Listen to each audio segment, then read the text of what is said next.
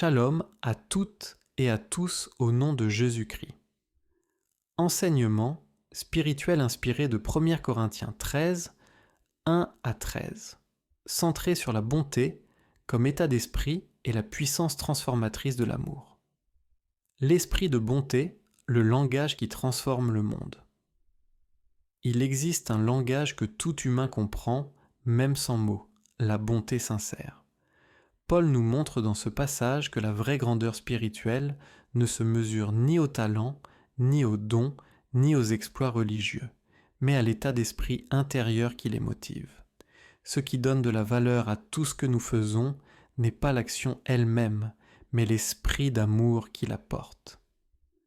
1. La bonté est plus puissante que les capacités. Tu peux parler comme un ange, impressionner les foules, prophétiser avec précision, accomplir des miracles, mais si ton cœur n'est pas rempli de bonté, tu n'es qu'un bruit vide. La bonté, c'est la vibration intérieure qui donne un sens éternel à chaque geste. Sans amour, les talents deviennent du bruit. Sans bonté, les actions deviennent de simples performances. Sans cet esprit, l'homme perd sa véritable essence.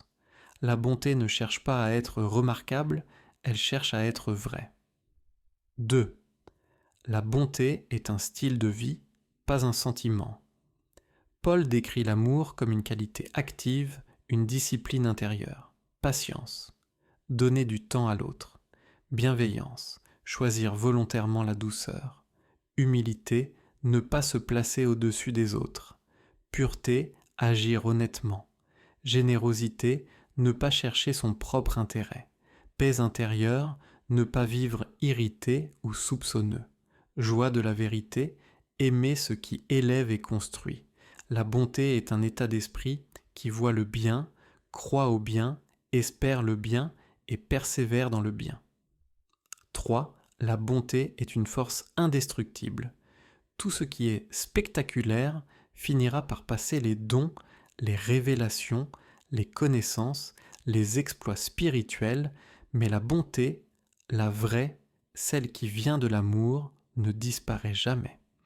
Elle laisse une trace éternelle dans les cœurs, dans les vies, dans l'histoire invisible du monde. La bonté est la seule force qui demeure quand tout le reste perd sa valeur.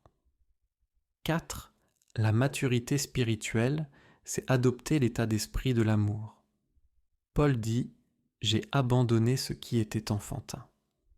Grandir spirituellement, c'est passer de la réaction à la maîtrise, du jugement à la compassion, de l'ego au service, de l'obscurité à la clarté. Il reconnaît que nous ne voyons pas encore tout parfaitement.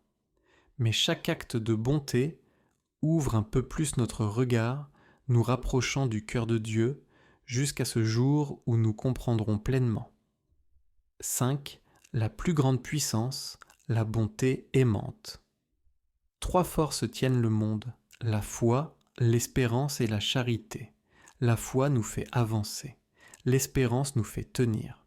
La charité, l'amour en action, la bonté incarnée, nous fait ressembler à Dieu.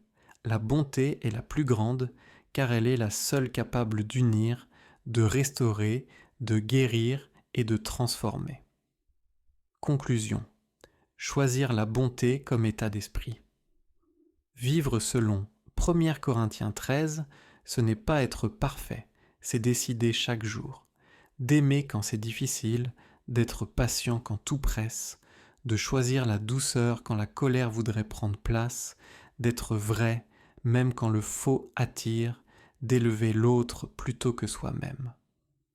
La bonté n'est pas un acte occasionnel, c'est un état d'esprit qui illumine tout ce qu'on touche. Si tu cultives cet esprit, tu deviens un canal vivant de la présence de Dieu et tout ce que tu fais prend une valeur éternelle. Shalom.